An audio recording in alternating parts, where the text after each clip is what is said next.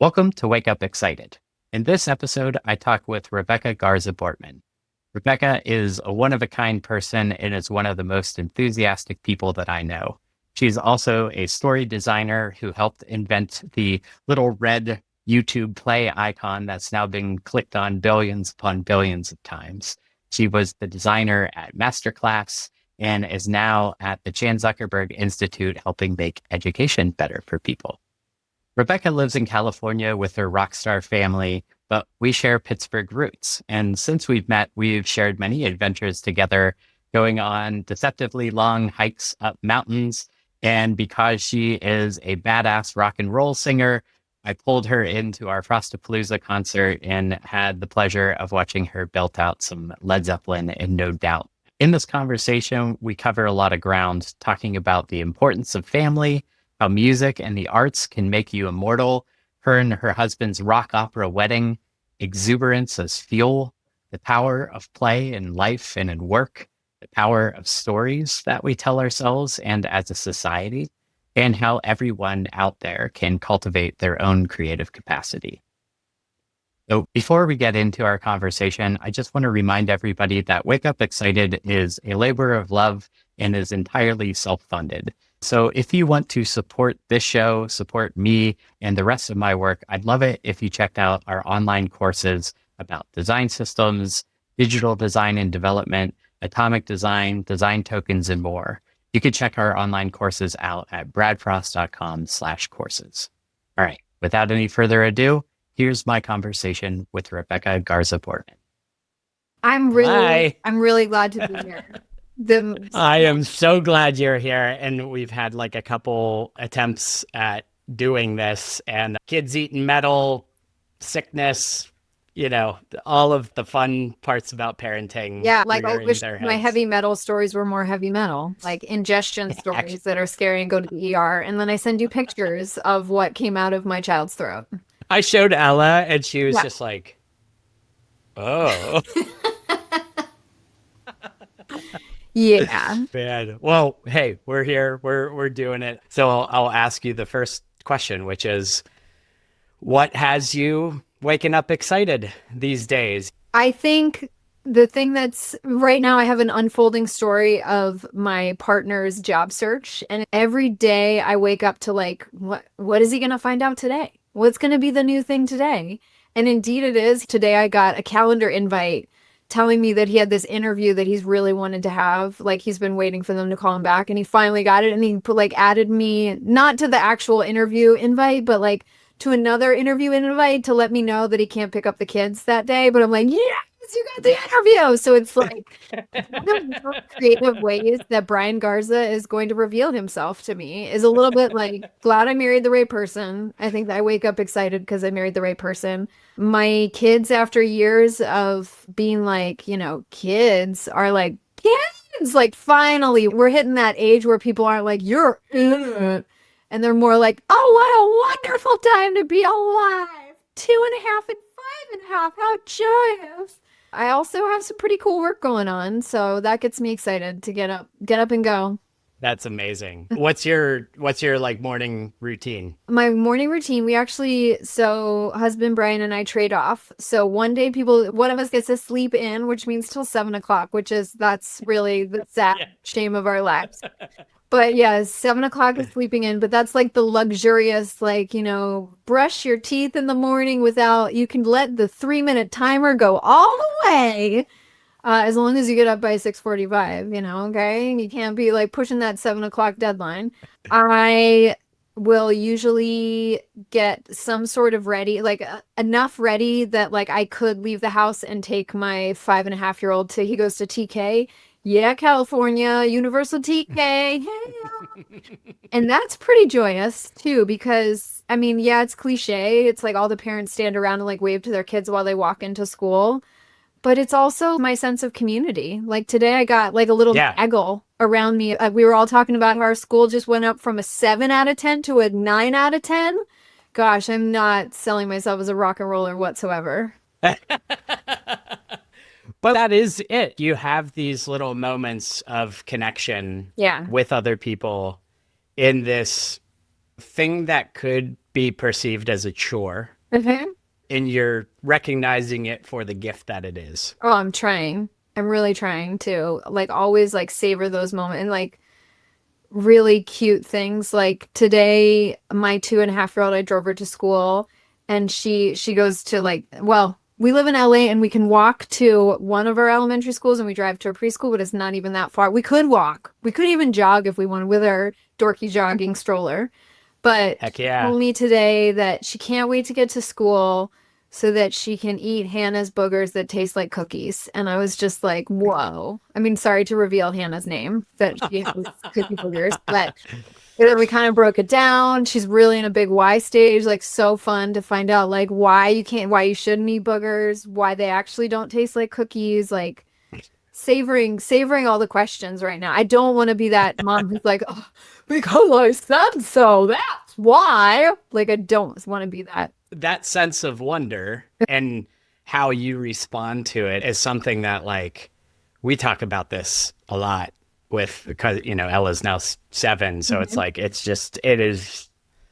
everything is online now, which is really cool. It's like we're turning some corners into, I feel like, some more abstract thought, Yeah. I think, a little bit. Really? It blows my mind that people could be so bold to declare an answer to something they have no business answering, or to not go, oh, that's a really good question. Like, we should investigate that. Like, that's just what we do. Yeah. And then we end up Literally, like you're watching we watched a pig that paints this morning. Wow. Like with like holding the brush, and it was like Wow. running around, and like There with like color.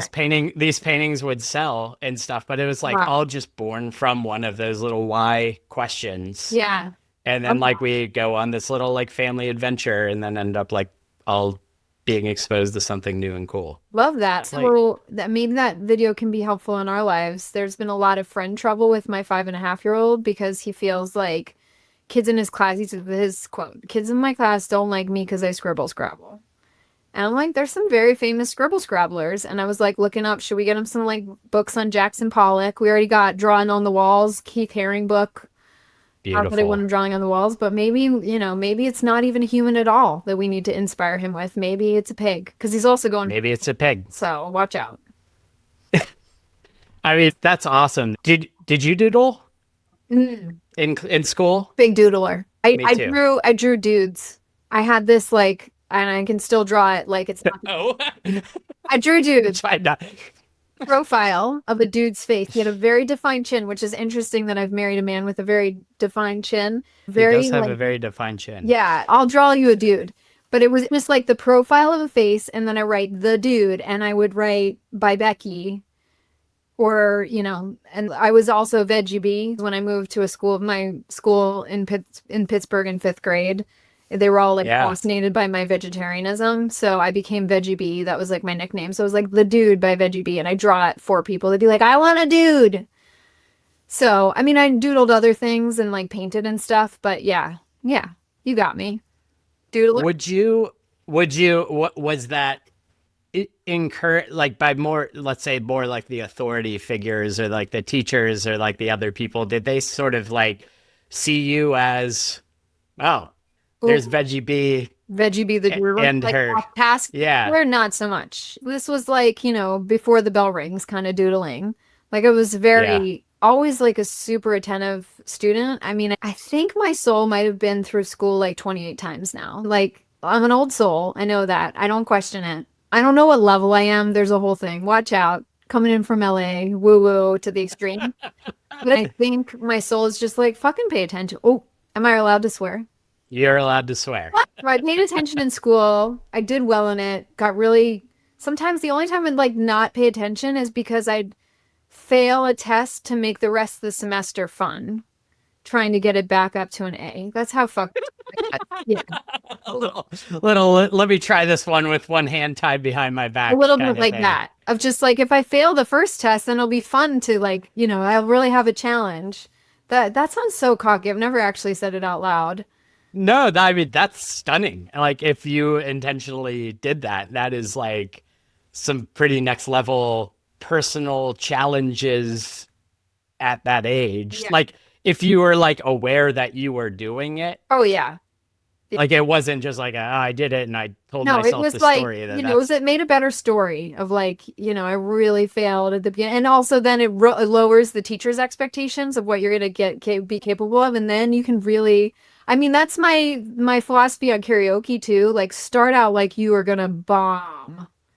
Okay. Start out like you were bombing because you want to take people on that journey. Okay. When you hit that last note, they're going to feel like they have to tell their friends, oh my God, she's scared. She shouldn't be up there in that sweater set. What is she doing singing that song? And then you just like freaking rock it, like pull off the buttons of the sweater. Hell yeah. Like it's just take people on a journey. I've always been a storyteller. That is it. It is like the arc. It's like the big reveal. I mean, I feel like that model ended up being employed for things like The Voice and like all of those normal looking people or quirky looking people. And then it's like you were doing reaction video worthy things before reaction videos were a thing, but you understood the dynamic. It was like it happened once. I really wanted to try karaoke and it was like 18 and my parents took me to Montreal and you could do karaoke there because you could drink, or maybe 19, you can drink when you're 19 in Montreal. Sure. I did Lump by Presidents of the United States. And my parents were like, what are you doing getting up there? But I just really wanted to do it. And I had people eating out of the freaking palm of my hand by the end because they thought I was so nervous and I pulled it off. Amazing. Come on a journey. Amazing. But so good. Implicit in all of this is I feel like a real understanding of yourself at a very early age and a willingness to point that at things or to not mess with people, but play, like you're saying, tell a story or use it for kind of entertainment value or to just kind of as an interesting thing to keep it interesting. Yeah, I was a very precocious child. I remember taking chorus in 5th grade because I had heard somewhere that chorus looks good on your college application. And in 5th grade, like that was literally, I remember getting upset in middle school because I was like, I'm never going to go to a good school because my parents can't afford it. I just was like, so like melodramatic and like kind of like, woe is me. I mean, I didn't have it all figured out, but I credit it to just like, I wasn't created by love. I was created by science. So that was probably what it was. Did your parents like lean into you're clearly like on a path? Like, was it encouraged or like, how did they react to you being you? So supportive. I mean, literally, okay, here's some precocious steps along the way. Decided at 5 that I didn't like when my mom told me where bacon came from. I was like, I can't eat that. I just can't.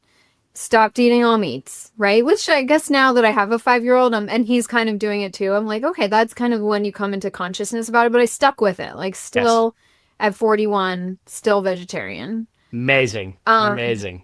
And at 12, I went to the studio of my best friend's big brother, and I thought it was a community college. I was like, man, community colleges are nice. I heard like a garble of letters, and I thought that was Community College of Allegheny County. But it was actually not those letters. It was CMU, which is where I ended up going to school and going to that design program. And I I had that experience and then had another experience that summer where my aunt lives in Wisconsin. And we were in the supermarket and she showed me a bottle of wine, which I was amazed by because, Pennsylvania, do they have alcohol in the grocery stores now? It is like this absolutely bizarre experience where we got to put a sticker on your 6-pack. You can't order more than 2 at a time and you got to go take it to your car and come. It's getting better, but at the same time, it's still this like weird purgatory. Yeah. Well, in Wisconsin, ever since the 90s, they've had wine in grocery stores. I, as a person, was blown away. So here's me and my aunt. She points to a wine bottle. She said, see that? I designed it. And I was mind blown. I was just like, wait, what? People design things you see in the world?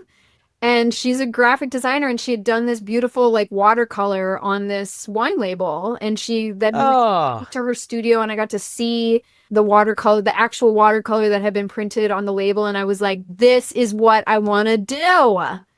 Oh Like my I've God. always had a sense of like I want to project larger than myself out to the world.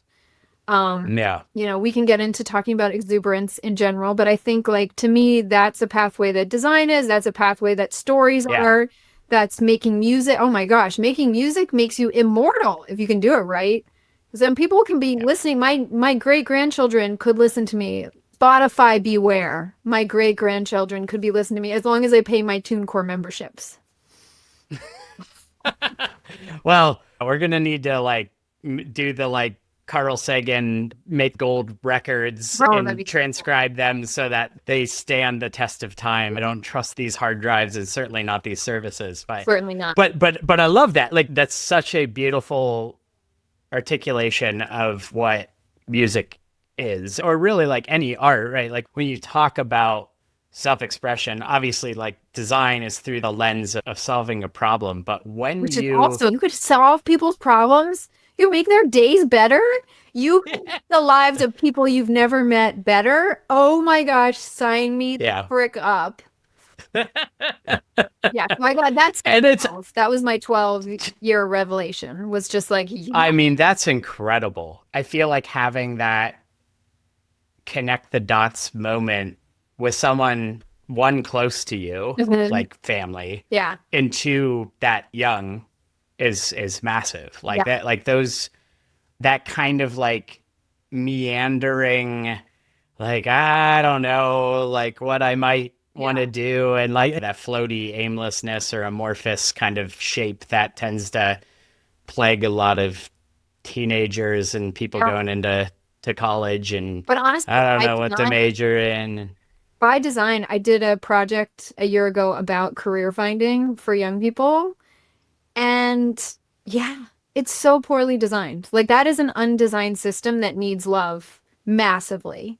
Like why shouldn't it be like the greatest up there with finding your person? Why shouldn't finding your career be something that is a thoughtful process and there's all these service, I mean, not that dating is a good user experience for many people, but like, why shouldn't finding your passion in your career that you actually want to, or multiple passions and career that you want to pursue over a lifetime, like why shouldn't that be like a Yeah, well-designed process? no, 100%. And it should be like not just well designed and successful. It should be freaking fun. Like, oh my God, you're connecting with who you are and what your tendencies are, what you like, what do you not like? Yeah. Why do you like those things? Yes. Why don't you like those Yeah. things? And And what it's are like your gifts? all of those What are are the things you're really good opportunities. at? Yeah. It doesn't seem hard, but that's, I think, like why we're talking here Mhm. is that this, with our designer minds, I think a little bit, where it's just like, oh yeah, like we are a certain persona, and like the things that we find obvious and Yeah. like, oh, of course everybody else like thinks like this, and is like, oh, you don't. Yeah. And people who are exuberant, enthusiastic, passionate seem to have a lot of a desire to work towards action and do good things, do fun things, express themselves, help other people. Like, Yeah. is that like outward energy, like that outward facing energy that I think is really fascinating.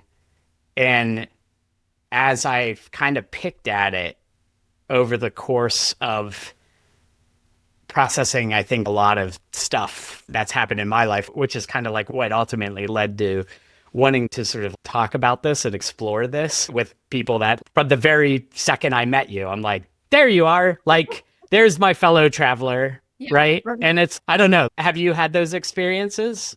I felt that. Do you want to tell our origin stories of how we met? Is that going to be part of this? I would love to hear you say it. Well, I had heard about you before I met you, and mostly like, yeah, Brad Frost. Okay, everyone knows Brad Frost, but also like, did you know he's from Pittsburgh? And people know that BI chosen California. I Californian. I am a to the blood Pennsylvanian, and I love my hometown of Pittsburgh. Born in Philadelphia, asterisk, but I feel like at 7 got to find out about Pittsburgh, loved it so much. I recently realized subconsciously I named my children basically Black and Gold. So yeah, I did that. Accidentally.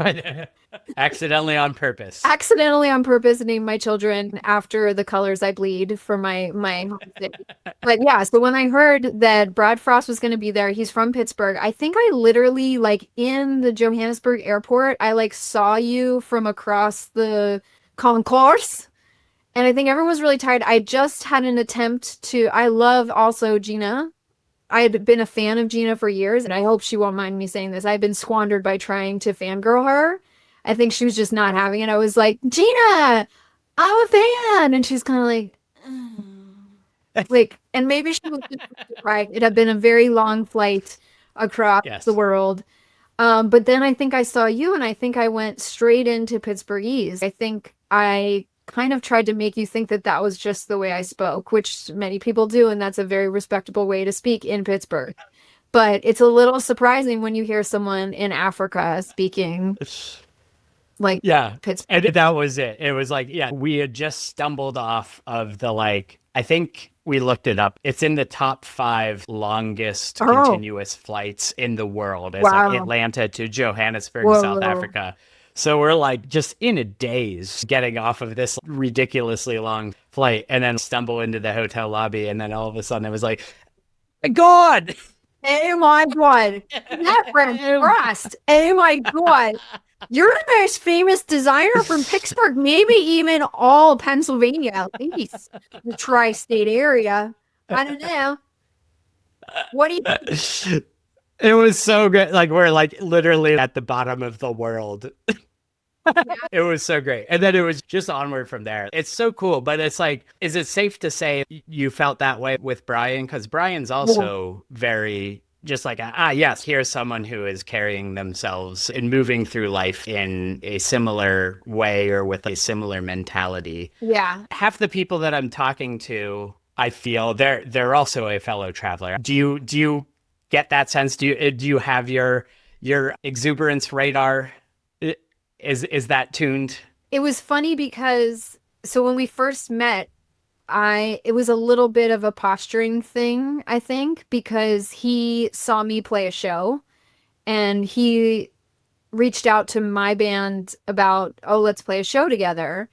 And my bandmate saw the email and said, like, sure, in the future, kind of open-ended, positive. And then I saw the message and I was kind of taken aback because when I first moved to San Francisco in 2006, his band was like the biggest band. They were on all the covers of the weeklies. Like they were like the it band of the Bay Area. And so I was kind of like, why is a big band asking my baby band to play a show? Because that was like their second show ever, but I had a band before and I knew how the band pecking order went. And I was like, this is not how things are supposed to work. What's going on here? And so I wrote him back and it was all, it was when band stuff happened through Facebook. So like I could see it was like the lead singer of Scissors for Lefty was writing me or writing my band. And then I could kind of see a little of his profile, but not much. And so I friended him and waited and waited. And then I started listening to Scissors for Lefty music and I was like, oh, fuck, this is really good. Like I have to write him fan mail. Like, I can't just be, like, cool about this. Like, I have to say, like, if he's the lead singer and he writes the lyrics, like, these lyrics are really good. I would love to write things so poetic. And I think, thank you, Facebook, at least temporarily. I think it's still recorded of just our little interaction. I waited until he friended me back. And then I sent him my pre-written fan mail. And then he sent me fan mail. And was like, it's so rare to see such a vibrant performer and you just got on stage and took it. I think we were both kind of complimentary of each other's skills. Yeah. And that was kind of like our starting point. And then our first date, and there's an ending to this story that is we got married. But our first date, he just plowed over me. He talked the entire time. He did not ask me a single question. And I think I was just so like, what does a girl have to do to, like, of course he doesn't live up to this, he listened to, like, a radio interview that I was on, and he told me, like, yeah, you were talking about, like, how you're a designer and you love constraints. Like, I don't even think about that. So we're, like, coming from such different worlds, but then he was giving stuff, he just wasn't, I am the daughter of a psychologist, so I'm used to being asked what my feelings are every 5 seconds. And then I met his family. It was like, oh, these people just don't ask questions. They just talk a lot. And I Yeah. later found out his family thinks it's rude. Like, that's literally a rude thing in his family to ask questions of anyone. So when we did get married, our wedding was so bombastic that people kept saying to me, this should be in the New York Times. Like, when I tell them what we were doing for our wedding. And so it was like, how does that happen? And it turns out there is a submission form. If you're doing something weird, you just tell them. And I got this one email back that was like, is this the one and only legal wedding of Brian Garza and Rebecca Bortman? And I was like, yes, like California, dude, get certified on the internet and marry it up. Yeah. So then they did like kind of a little bit of an investigative report where they like asked me a bunch of questions, like, how did you meet? Tell me. And then they interviewed our parents, make sure we're like legitimate and stuff like that. And the article that they wrote kind of focused on that feeling in a way that like didn't focus at all on the bombastic wedding that we were planning. It was more about like getting through the persona to get to the actual person. And I think I said to the reporter, I was like, he just plowed through me. And then the vows section, it came out on our wedding night. And if like friends were texting me like, oh my gosh, New York Times, look at it now. And he read it and it was such a boner killer on our wedding. I was basically like, you talk too much in the New York Times. That was longer than maybe you wanted. No, that's amazing. Although I feel like most hyper extroverted couples don't have that entombed in the New York Times. Very long. That kind of, there tends to be an energy differential between couples because like when you have those people that are really extroverted and you got to figure out that dynamic and how to manage it. Yeah. Two lead singers in one relationship. Right. So when we were talking about exuberance earlier, my psychologist mother, we gave all the family members parts and our bands all played like the wedding band for the actual wedding. And my mom's part was to come up and basically like psychoanalyze me / roast me as like an introduction to one of the songs. And I didn't know what she was going to say, but the last time she'd done anything like this was my bat mitzvah, and it went horribly. I wouldn't talk to her for a week after that because she revealed to everyone that when I'm sad, I say, I want to hugga wugga. And I was like, Mom, that was our own special thing. I can't believe you told and I'm 13, right? So that was the last time I let her give an unsanctioned speech. But this one really took the cake. She went into very much psychologist talk, and it sounded like she was like diagnosing me. She was like, she is clinically obsessively, I don't remember all the words she said, but then she was like exuberant, and she found a hyperactive, clinically exuberant partner. And so that's been kind of like a joke in our marriage since. And also having 2 children, we're like, yeah, we should really tell these exuberant children, like, don't mate with another exuberant because it's going to get wild. I don't know if the earth can handle those energy levels because, yeah, do not feed them after midnight kind of thing. I think from when I first met you all, but obviously just getting a chance to see our little exhaust from social media and all of that stuff, I think back to those first notes to each other, it's like a real mutual admiration and understanding that like, yeah, you guys are different, you're wired different, and rather than apologize for it or anything like that, you fully embrace it and encourage it. And I think that that's like super inspiring. Oh, thank you, Brad. I mean, right back at you. Like, I think the life that you live and the fact that that you bring people together, and we got to be part of Frostapalooza, that was like this celebration of all things Brad, like in addition to a lot of music, it's such a testament to your like a force of nature, and just I'm honored to be your friend. You guys' wedding was a big inspiration. Just even you talking about how you like roped in everyone around you. I think that that's maybe something I'd like to pick at because it's like being exuberant and being extroverted and being creative and being whatever. I'm struggling to think of the appropriate painter. We'll say Dali, right? Dali total eccentric, right? Total, like just out there. He was a performer. He was a storyteller. He's just like a mad person, but also kind of like carried with him the ego, Yeah. right? That where it's like I am the shit. Like I am unique. I know I'm unique, and it kind of comes with it this sort of like superiority Yeah. or complex or something like that. But what's really interesting about you, and I also think about a lot of the other people that I'm talking to on this, there's a near compulsion for people to join you in your exuberance, Yeah. for these other people to come be with me. I love this feeling, and I want other people to share in it. And I will sometimes drag people to that place, whether they like it or not, and they will thank me later. Yeah, I do feel like I've toned that down a little bit in myself of just, well, okay, so that I sometimes call it like the CEO nature. It's just like you can't Mm-hmm. someone who's not fully utilized. Like you just want them to be fully utilized. And I do feel like some of my close friends that I pulled them into too many like ridiculous performances that they're just after a while, I'm like, is it eating away at our relationship? I Yeah, tried, especially with really close to me people, like tried to be conscious of you're saying no, even in the lightest way.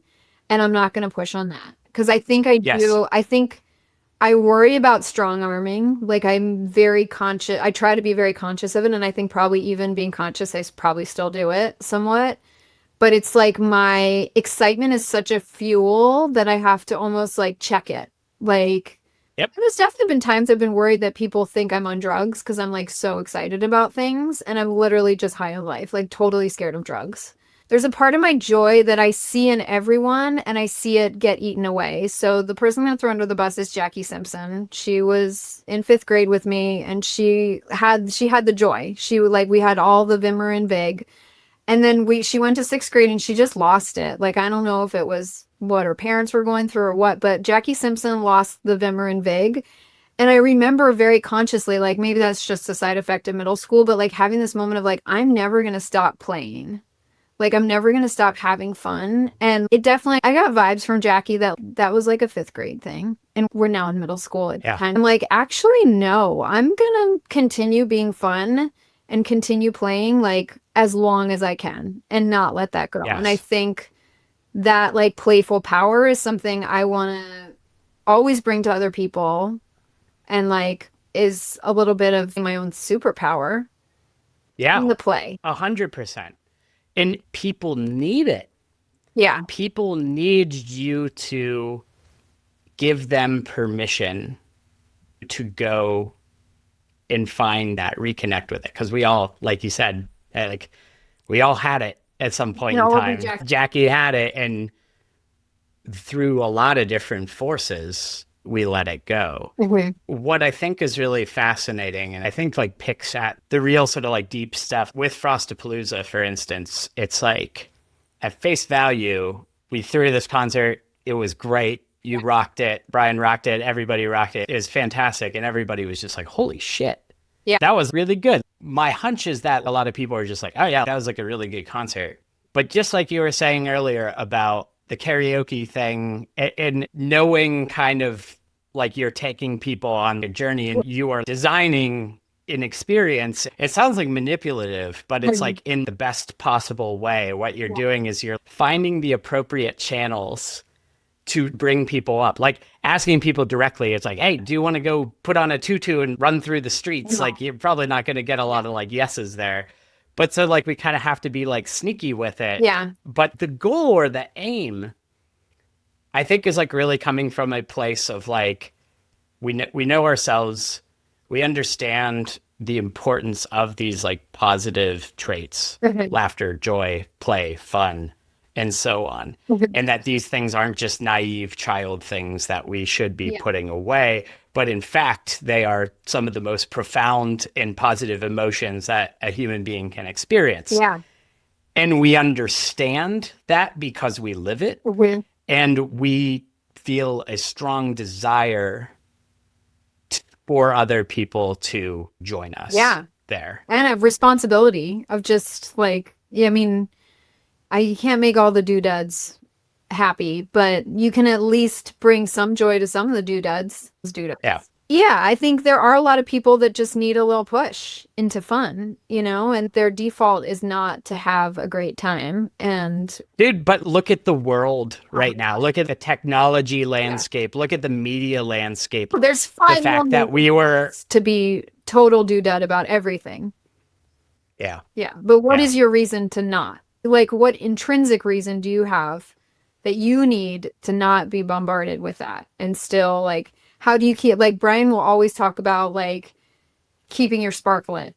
Like, how do you keep Yeah. your spark lit? And how do you make sure that you don't let it die? And you don't, Yeah. you don't get so down on yourself that it does go out. Because everybody has really bleak moments, right? But like, there is this, I feel a kind of like a sense of urgency. I feel like a sense of like in this moment in time where everything just seems to be vibrating at a certain frequency that is extraordinarily unhealthy. Yes. And when you look throughout history and you look at what sort of breaks the spell of, I think, a lot of this stuff is fighting against things is good, but fighting for things is often better. And back to storytelling, I think this is such a front of mind thing for me, and writing about it right now is just like, we need a better story. Yeah. Which is just like, things can be better. We have to be able to define and model what better means. Yeah. Like how we live our lives, right? Is that modeling, right? First and foremost. It's like, one, we just know it to be true. We love our families. We want to take care of our families. That is everything to us. But also we understand that not everyone has that family dynamic. Not everyone has that attitude. And it's a blessing and a gift that we do. It's not guaranteed from day to day. It comes from also like a place, I think for me, like of a lot of gratitude of what I have. But I mean, not to bring it, can I bring in a back to a tech example? Please. No, you're allowed. When I started at YouTube, it was like basically my prompt was like create a like basically what ended up becoming like the first design system for YouTube, right? We didn't even call it that. It was like a visual refresh. Oh, that feels safer. Like it was just all these things were like, we're going to add a visual system, but we're not going to tell people, we're not going to change too much. And don't worry, we're going to percent test everything under the sun before we do it. But that was like such an undertaking. And the first year of working there was just even convincing executives that the thing that they had hired me to do, I should actually be allowed to do. But once that was done, it was like out in the world and it was like, okay, like I'm probably not going to do anything more impressive than that at YouTube. It was like the realization that the energy it takes to fix something broken, that same energy can be put into building something new. And I know that does sound a little bit like throwaway culture of just make something new. Who needs the old clothing when you can go back to Forever 21 before the corona business?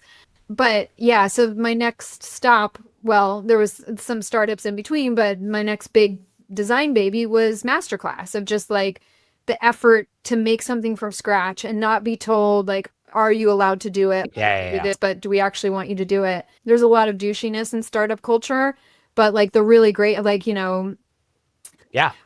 Mike Montero did like one of their t-shirts that they did for Mule Design was like, get excited and make things. I mean, it was like a parody, of course, British art, I was wearing it like, and just, it felt like it was me. And, clearly it is you too, of just like this exuberance for making new things. And that like, I think translates into both of our work. No, 100%. And I think you're picking up something that's really interesting in that there are some discerning times of when do we need to do that visual refresh? When do we need to tweak some knobs, tweak some dials in order to make things better versus sometimes we need to raise the whole thing and start anew. And there's a lot of utility in both. Doing consulting for the last 12 years. You need to be able to assess all of those things on a case-by-case basis And I think that that's like one of the things that the startup culture is in its bravado. I think a lot of times is just like defaults to, this all sucks. You need to like wipe it all Right. away Yeah. and just build from new. And like, yes, of course, like in order to do that work, you need to have a vision and a motivation to do that. But there's also, I think, to inject the exuberance into existing things is also really interesting. I've got a buddy who, Pennsylvania, as you know, has a bunch of mines and coal mines and all of this stuff. That's what my ancestors were like digging into the earth and with a little gas headlamp. But anyways, a lot of these mines, they'll collapse. It's not good. My buddy has a company that they'll shoot polyurethane or this kind of compound through the fissures and the cracks of this thing to basically make a little exoskeleton for the mine shafts so it doesn't die. Same thing with tunnels and stuff like that. Yeah. But anyways, I think about that a lot in the work that I tend to do, where it's like, here's this, a lot of systems are hurting and broken. And there is sometimes, and it requires really careful and calculated decisions of like, when do you go, yep, we're scrapping the whole thing and starting over, versus when do we go in and reinforce. But like that outward energy, whether you're building something from the ground up, like that's obviously like a massive undertaking, but the energy and discernment and the work to go in and ooze through the cracks of these things and make it strong again is also requires this forward thrust. I don't know if you feel like, I always feel very directional whenever it's like I'm whether I'm talking or actually moving, I just like feel that's why you're hello. I'm not that close to the I'm talker. Just kidding. That's why I can joke about it, because you're not actually. But yeah, it's a leaning in, it's a rolling up your sleeves. It's like a can-do attitude. And I think that as a tool, as a function, as a real vehicle for imparting positive change on things, this attitude can be really helpful. And like in this exact moment in time, what I'm seeing is just this stagnation. We're not going anywhere. It's like there's a lot of energy being expended, but in equal and opposite directions. And no progress is being made. I see the positive arc. And what could help break the spell requires this upward movement. We all need to be reminded of our better selves, our better qualities, the better things in life, the other end of the emotional spectrum, that it's not all doom and gloom and depression. And it's not to diminish the importance or the reality of those things. It's an acknowledgement of those things, but also an urgency and a responsibility and an opportunity to get out of that. And I think that like this is like the frustration that I feel in this moment in time is I kind of constantly feel like I'm being misinterpreted as maybe being like uncaring or unfeeling for like the gravity of a lot of the situations plaguing the world right now. I know that not to be true. I'm just like, yeah, I got it. Like, it's also the designers in us where it's like, I understand the problem space. We don't need to just like hang out there. Right. That's what I'm seeing is I'm seeing this, like, everyone's just kind of like hanging out there and they're like, yeah, but it's a bad problem. And I'm like, I know. But like, how might we? Have you considered running for office? That's really fascinating. But I could see it. I mean, if you want to announce it right now or you want to wait for the late show, I understand. But yeah, I'll consider it. I always think about the adjacent possible with that. And I always feel like I'm just so far detached from the normal discourse or state of discourse, which isn't saying much, that I feel like people would just think that I'm an alien. But that's why I like talking to people like you, actually understand that there is something to this, that what we're talking about is very purposeful. Mhm. It's very intentional. Yeah. It's not naive. Yeah. It's kind of the opposite Yeah. of, right? Yeah. It's real knowledge. It's a, dare I say, like a wisdom. And like, I'm not trying to say that with like any bit of like ego, but it is an awareness, and to use that awareness hopefully constructively, Lord. right? And to help people, to the other people that are just kind of stuck in that problem statement or vibrating at that frequency. There's just the swirl, right? It sounds like you feel like you don't get enough credit for the fact that you have grounded yourself in the problem, but you've just chosen to move to the solution state in a way that other people are like, no, we must thrash our backs in the problem space until we are bloody and we really understand the problem. Yeah. It's nobody's happy place to stay there. Right. Back to like exuberance as an important tool in this toolkit in this moment in time is really interesting. And I'm not putting this like, certainly not signing myself up for this, but I think there's just like kind of talking about the phenomenon of that. Like when you look at the arc of history and you look at transcendent figures like Martin Luther King, right? Like Mandela, like Malala, like all of these people who have every right in the world to seek vengeance, right? To be shitty and just like have every right to be resentful and to seek vengeance, and they don't do that. Yeah. And when you look at their character, right? Yeah. Like they all share that exuberance, that the upward, the arc, the ability to sort of get people excited about better things. Yeah. And to model love and forgiveness, but again, enthusiasm. Like it has to have that forward thrust attached to it. Because just saying like, why don't we all just get along is still like that same, you're still kind of hanging out there. A lot of that stuff's like hollow. Right. You need to, but it's like, it requires that real fundamental understanding, grounded in the values of love, but brought along on a fucking rocket.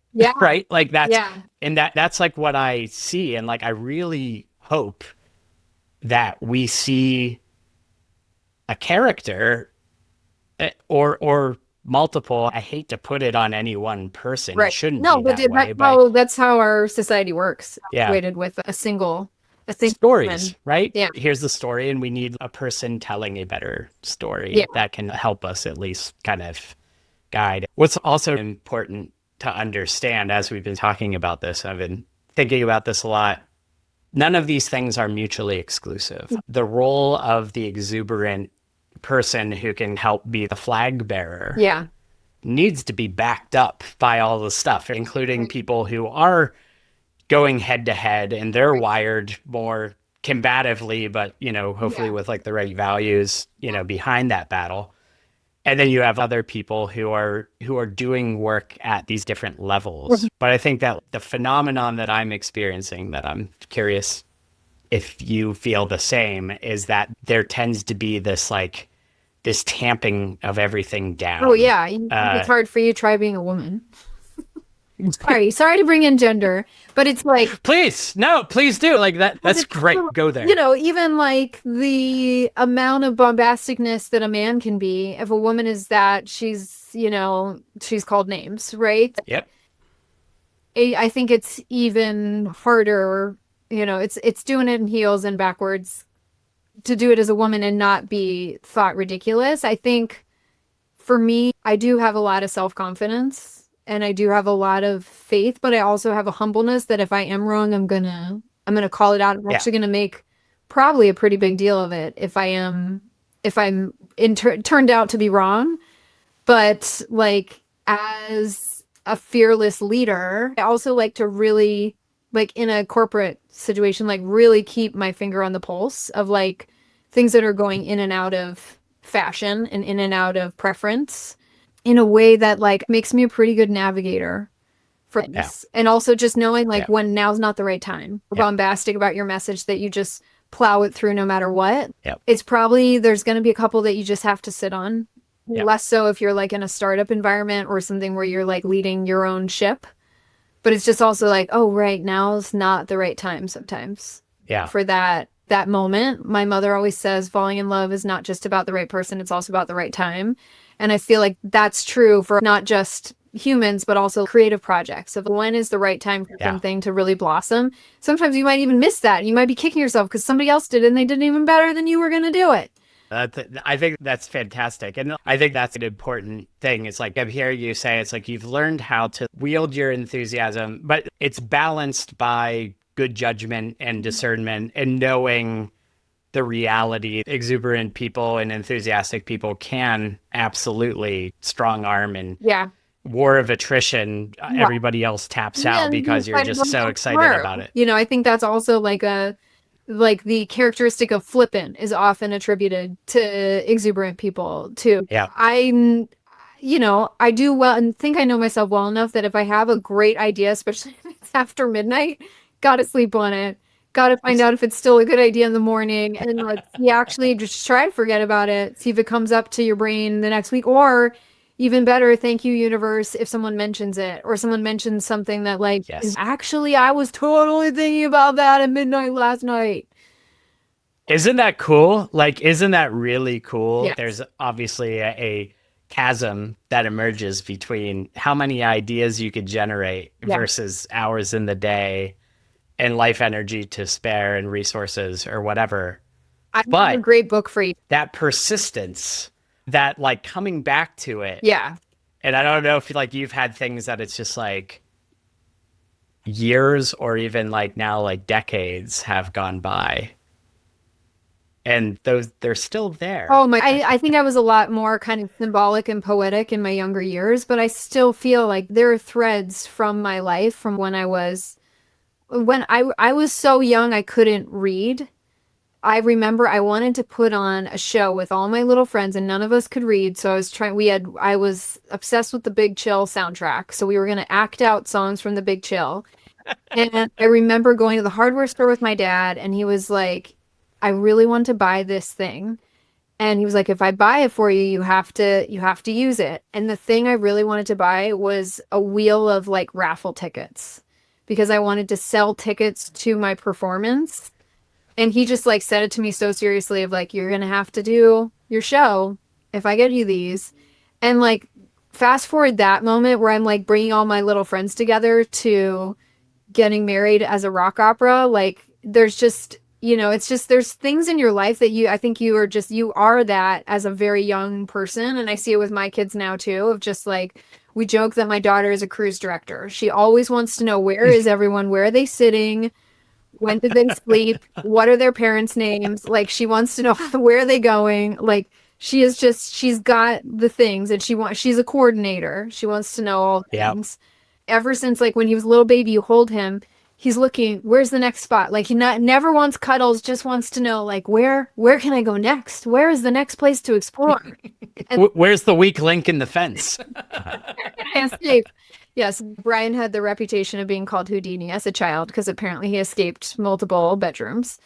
But yeah, just almost like what is innately us and like what are the beautiful threads? Hopefully there's more than one that carry through in your life of things like you were interested in that like pick up later on, or just like, I haven't picked up a paintbrush since I was a senior in high school, but I know that in my 60s, I want to be a painter. Beautiful. Now my time is better spent like attempting pop stardom, like not really attempting pop stardom at 41, but at least playing some music. Yeah. I did want to talk to you about that because what you're describing is like, I exude creativity and you could point that at many different things. Yeah, you could overwhelm you. I think most people have the opposite problem. And I think that this is something that I love doing. I'm curious to hear your thoughts on this, but one of my biggest things that I pick up on and actively challenge 100% of the time is, and you can see it, I got my bass in the background of my things. So it's like, I get on, client call or whatever. Anytime anyone says, I used to play music, Oof. I actively and vehemently remind them that you still do play music. Yeah. The once and future. You still do play music, Yeah. right? You are a painter, Yeah. right? You know that that's still the only thing that closes the door on that is your willingness to say that. Yeah. Like that, it's okay to be like, yeah, I'm not going to pile into a 15-passenger van and go tour the country. Yeah. But your creative capacity is always there. And it is innate. It is a part of you. And at no point in time do you lose that ever, like ever. The only way you lose it is if you tell yourself that story. Yeah.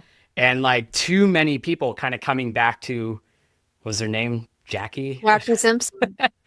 Jackie, who like lost that spark or that wonder. It's like the only reason we do that is we allow ourselves to do that. And I think that there's like something really interesting kind of coming back to characters like us.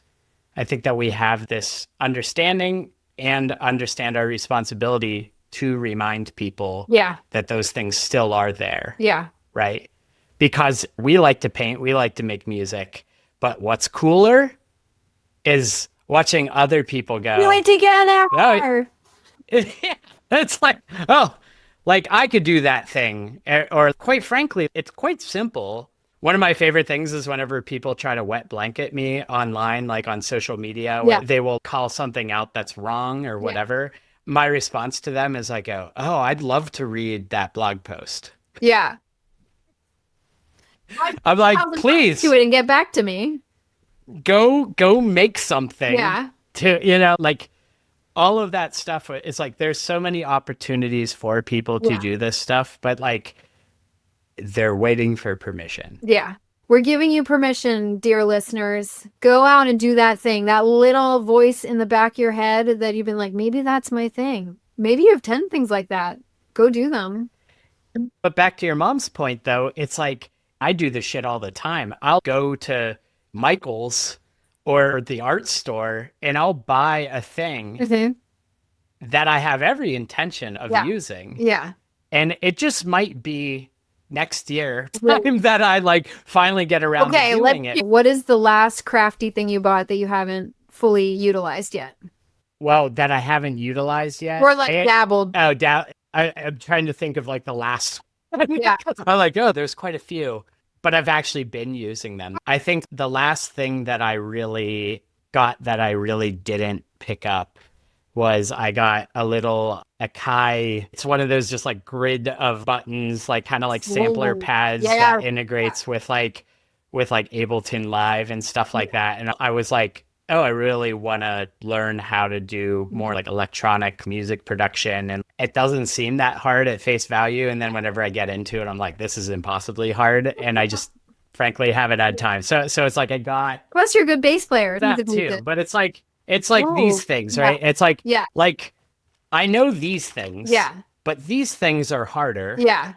And I haven't yet like cracked the code on like how to do it. There's just kind of like a different style of music production that I would love to get around to one day. But I do that thing where I say, well, maybe if I buy the gear, then that's going to be the thing that cracks the code. The thing from my childhood, my mom used to say it's very sexist. Warning, is very sexist. The only difference between men and boys is the price of their toys. And I feel like that is totally, like I was so into that. I would say that to adults as a kid and they would think it was hilarious that this little child said it. But like, I am living that. Like, you saw the guitar on social media. Like, there's always new gear coming to our, and it's always like, but this will help our band. This will help our family. Like, I married a buyer. Within reason or keeping things in check, it's good. But I think there's a sweet spot, right? It's like that everything in moderation kind of thing. I feel like Brian's buyer attitude is one born of enthusiasm and stuff versus just filling a void in his soul. Yeah. The collector. And so, yeah, there's that. But I do think that a lot of people are more on the, I could never. Right. kind of part of the spectrum, Yeah. right? And I think that's the part that I pretty actively challenge with a lot of people. Like whenever people see me out there and you just kind of hear their negative self-talk and they don't even know they're doing it. You know what I mean? You just kind of pick up on it where they're just like, oh, I could never do that. Yeah. Oh, I could never play music. And that, to me, my equivalent there is when people say, well, I'm not creative, or like I started hosting this thing, Creative Ladies Drinks, of just like cool ladies that I met around LA. Then I just invite them to Creative Ladies. And one of the other women I was organizing it was like, we're kind of like bring people by calling it Creative Ladies Drinks because they don't think they're creative. And I was like, yeah, wow. How about Happy Ladies Drinks? Can we invite everyone to Happy Ladies Drinks? Like, isn't that characteristic we all... But then that's othering people that aren't happy. Yeah, actually, we ended up coming... It didn't come to a head because of... Well, partially because of that, but also because we wanted to invite non-ladies. We ended up calling it Muse Day. Okay. Everybody needs a muse. That's good.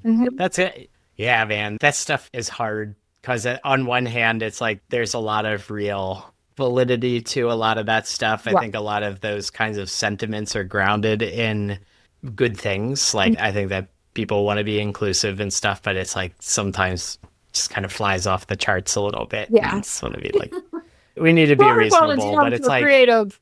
I do take issue, like, you know, I come from like the advertising agency world, and like I was a developer, right?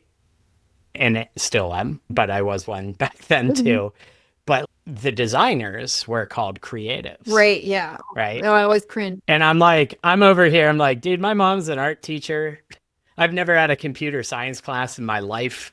Like, get off of that. You know what I mean? Like, and meanwhile, yeah, it's the project manager trying to figure out how to take this scrap of a budget and make this thing work on time. Like, that's creativity, folks. Like, we're certainly not the first people to sort of say that stuff, but it's so wild, the amount of, I feel like, the self-censorship that you just see writ large. And it's often through interactions with people like us who are doing rock and roll things and rocking cool hair colors, which I mean, your hair color looks great. It really looks fab. Thanks. It matches. But you're giving me some inspiration here. Maybe I will introduce some color one of these days. Good day. But like, you can get them as a sponsor. But it is that opportunity though.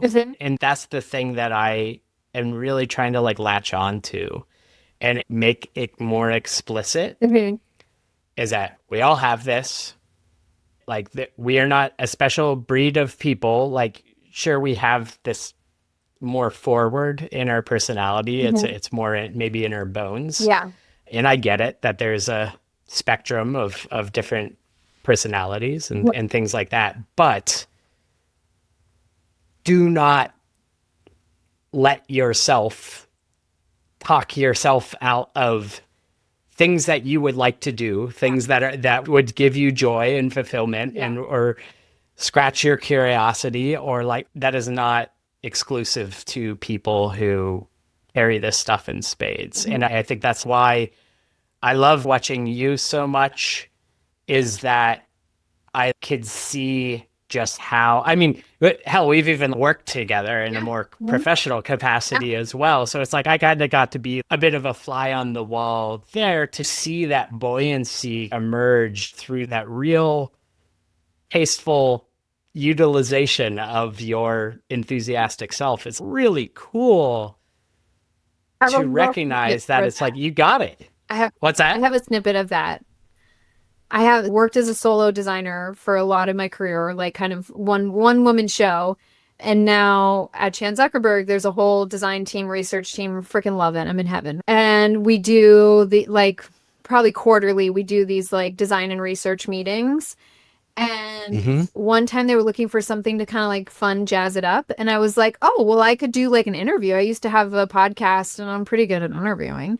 And so they're like, okay, you can interview us. And I like took it to the max, and I was like, it's a talk show.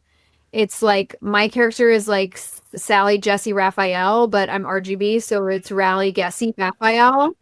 And I like remade my Zoom background as Rally, Gessie, Raphael, and now they've invited her back. So she actually like made a reappearance, and she interviewed our new coworkers, and like, oh my God, I had so much fun. And I was like so appreciative afterwards of just like, thank you, coworkers, for not only letting me bring my whole self to work, but even bring parts of me that aren't even me. Like, I'm not really guessy. Yeah. So, like, yeah, I feel like I'm in my happy place that I have an outlet that I can be that wild and still be a self-respecting member of the team and like lead workshops and submit, do designs and things like that. But that's that I think that's amazing. It's like the sweet spot of we're going to do something fun, have these just wholly original thoughts that no other person on the planet is coming up with, but to do it in a way that's constructive, productive, and is bringing other people along for the ride. And that exists. And so much of that actually happening, and not just happening, but getting invited back, had to do with you going, hey, let's do this. Or like, it would be funny to do this. Like, that's how half of my ideas start. It would be hilarious if ... And then it's like that kind of stuff though. And that's the thing that I think people appreciate about you, is that they're coming home from work that day, feeling, I got a story.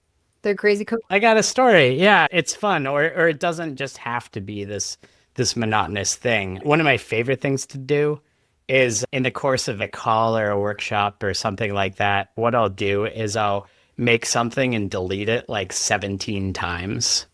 And people are like, what are you doing? Like in Figma and code, it like doesn't matter. But I'm just like, look at this. Because what I see, and I don't know if you see this as well with like professional designers and developers who are supposed to be like, more willing to try ideas out. Let's like throw things at the wall and see what sticks and whatever.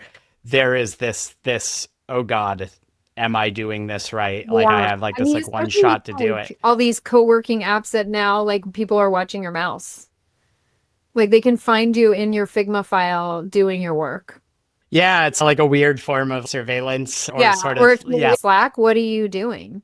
I'm being interviewed by Brad Frost, people. I put it on my calendar. Go away, people. Go away, people. We're busy. The mother in me needs to take care of everyone's needs, even if it's to my detriment sometimes. So what do you need and how can I help? Jewish mother, nonetheless. Watch it. I was going to say, it's like that's both a blessing and a curse. And I hope that you keep that in check because. I mean, I try. I mean, I think it's the other side of the spectrum from my fun, like, let's go interview people. I love you talking about this, by the way, because it's like that weird dichotomy is something that I've thought about, but I haven't really heard anybody else express before. So I really appreciate that. It's like I'm simultaneously like, played the jam band in college, but also like I was an altar boy. Yeah. And I'm hearing you say like there's this weird sort of balance between these things. I don't know. I like being on the straight and narrow. I do not like conflict. I do not like doing the wrong thing. I like getting good grades and doing that industrious stuff. I mean, I think that's something we share is like we can go from really serious to really kooky, like a hairpin turn. And I think sometimes that throws people off. But to me, it just feels like you're meeting the moment where it is and like being authentic to how you're feeling. Yeah. I mean, and your mom being a psychologist, I think makes a lot of sense in that context, but it's like having the self-awareness, emotional intelligence to be able to know yourself enough to know when to deploy certain things and when situations require something. I mean, I can't tell you how many meetings I have diffused using, stupid humor. Yeah. Like it's like there's a big difference between just like in the middle of a really sobering and important conversation, like making a fart joke or fart sounds. Yeah. But the use of that, and my grandfather was stunningly talented at that. He was like a doctor. It's like you're operating on eyeballs. Whoa. Or having to deliver like weird news and hard news to people. Whoa. And to be able to sort of like... Operating on eyeballs needs to be a song lyric. Get Brian on it. I think you have a song in you about your grandpa. Yeah. Speaking of songs, this has kind of been a bit of a theme so far. We don't get a chance to talk about music as much as I would like. I would love to hear your music recommendations and what music you want more people to know about in here. I think with what I've told you about myself today, this makes total sense. That my music choice is like a genre that I feel can be very useful in social situations. It is Brian and my go-to whenever we're hosting a party. So this is utilitarian, but it brings so much joy. And that is 60s French pop. Yes. Do you know that we always do this? This is like our... No, I don't know this, but I love 60s French pop and French music in general. It's got such a vibe. You have to, like, I'll say we have a lot of the streaming stations. Pandora's 60s French pop is by far the best. You ask Apple Music, or maybe you can find a good playlist on Spotify, but a lot of them then go to English, and you don't want that. You want a station that stays entirely French, stays entirely 60s, and like the jauntiness and just like the like kind of you're a little bit dancing, but you're just having a good time, and your guests will be transported to another world. Put it on all the speakers in your house next time you have a games night. And it just sets the tone for like a really fun evening. So I'm sorry that it is the opposite of new, fresh music, but it is just so worth listening to. And just be careful, because there are some Serge Gainsbourg songs that'll come on that literally have real sex noises in them. And that's a little uncomfortable if you're like invited coworkers. But otherwise, I fully endorse this channel. Amazing. Your homework, I think, for this is to find what you feel is like a good representative song of what you're describing. I got it. Because what I want to do is putting a playlist together. Don't do one with real sex. Oh, I won't. I would not do that. Well, thank you. Thank you so incredibly much for talking. Since I hatched this idea up, I was like, I'm really excited to talk to Rebecca. And I know that we're going to have a fun time. So I'm glad that we were able to make it happen. That your kids are healthy and you're... Thank goodness. And you're healthy. I just had a visit from my Pittsburgh mom, and she was saying how she hates to make people wait. And I was trying to reframe it. And as you were talking about negative self-talk and stuff like that, I was trying to reframe for her, you may be late, but you're worth the wait. So I hope you feel like this was worth the wait for us. I know it took 3 times to schedule this, and I'm very sorry. And I made up none of my excuses. I'm very well before, as you've learned. Do not apologize. But I like that. That's very good. You could put that in a freaking Hallmark card right there. I might make her a mug. You should. Thank you, Brad. This has been amazing. I hope you wake up excited. Oh, yes. There we go. I'll sample that. Thank you.